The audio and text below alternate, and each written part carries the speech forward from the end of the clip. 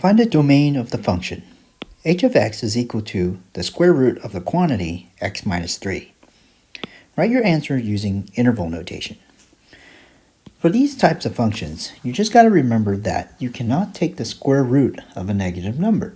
In fact, we can only take the square root of numbers that are positive or equal to 0.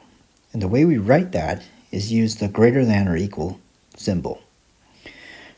Write x minus 3 is greater than or equal to 0. Simply solve this inequality to get the domain.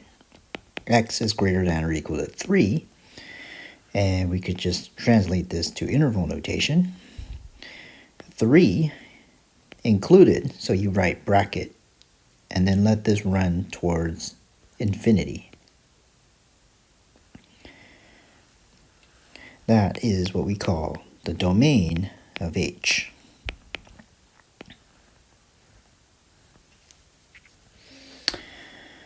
Now we have a function named u of x, but it's also a radical function.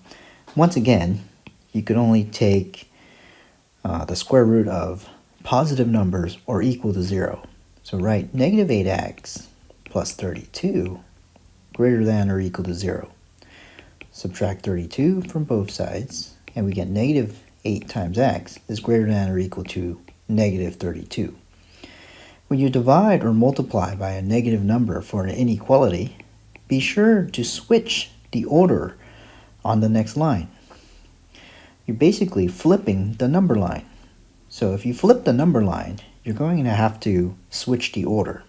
So x is now less than or equal to positive 4.